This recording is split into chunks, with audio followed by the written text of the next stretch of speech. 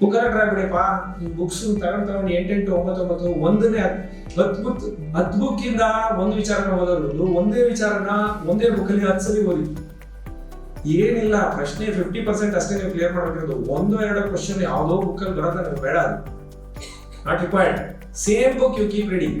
If you come to my house, ನನ್ನೊಂದು ಒಳ್ಳೆ book ಇರುತ್ತೆ ಹಿಸ್ಟ್ರಿದು, ಅದನ್ನೇ ಓದಿ ಗೀಚಿ ತೂತಾಗ್ಬಿಡುತ್ತೆ ಪೇಪರ್ ಎಲ್ಲ. ಅದು ಆ ಬುಕ್ಕಿಂದ ನನಗೆ ಮಾತ್ರ ಅರ್ಥ ಆಗೋಲ್ಲ ಏನಿದೆ ಅಂತ. ಏನಂದ್ರೆ ಮೈಂಡ್ ವರ್ಕ್ ಆಗೋದು ಇಟ್ಸ್ ನಾಟ್ ಆನ್ ಬಯಾಟ್ ಮಾಡೋಕ್ಕಾಗಲ್ಲ, ಅದು ಎಲ್ಲ ಇಮೇಜಸ್ ತರನೇ ಸ್ಟೋರ್ ಮಾಡ್ಕೊಳ್ಳೋದು. If you read about mind and how it is structure, mostly ಅದು ಇಮೇಜಸ್ ತರ ಸ್ಟೋರ್ ಮಾಡ್ಕೊಳ್ಳುತ್ತೆ.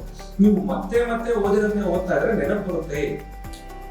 ನೀವು ಹೊಸದನ್ನು ಓದಿದ್ರೆ ನೆನಪು ಬರಬೇಕು ಅಂದ್ರೆ ನೀವು some great fellow it is like probably ಆ ಥರ ಯಾರ್ಯಾರು ಮಹಾನ್ ಪುರುಷರು ಇರ್ತಾರಲ್ಲ ಆ ಥರ ಮಹಾನ್ ಪುರುಷರಾಗಿರ್ಬೇಕು. ಸೊ ನಾನಂತೂ ಆ ಮಹಾನ್ ಪುರುಷ ಅಲ್ಲ, ನಾರ್ಮಲ್ ಪುರುಷ. So B that human being, B A normal human being ಅನ್ಕೊಂಡು ನಾವು ಓದ್ಬೇಕಾಗ್ತದೆ.